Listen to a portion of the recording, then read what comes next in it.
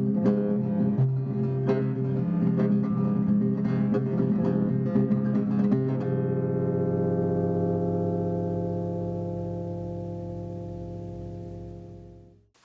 everyone, welcome to BilisummaaShow with Wayesa.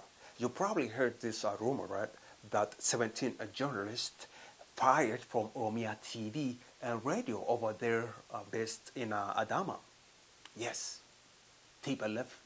You know TPLF, he leads, they use people, they use people, and then at the end, they don't care about you. They will fire you. This happened to many individuals. I'm talking about this. I'm telling you this because I'm hoping somebody's watching this and they'll learn in the future not to work for the TPLF list.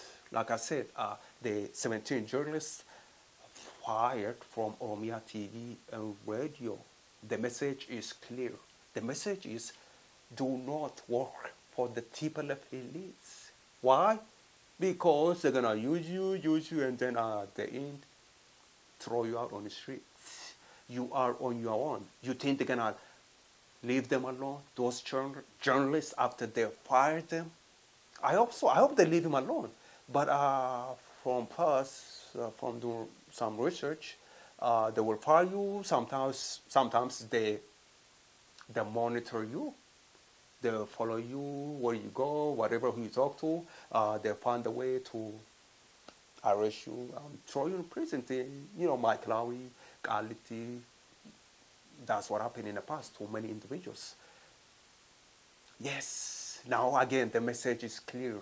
Do not work for the TPLF elites. TPLF elites, they don't care about you or your people. No, not at all. I hope you learned something from these 17 journalists who were let go by the TPLF elites.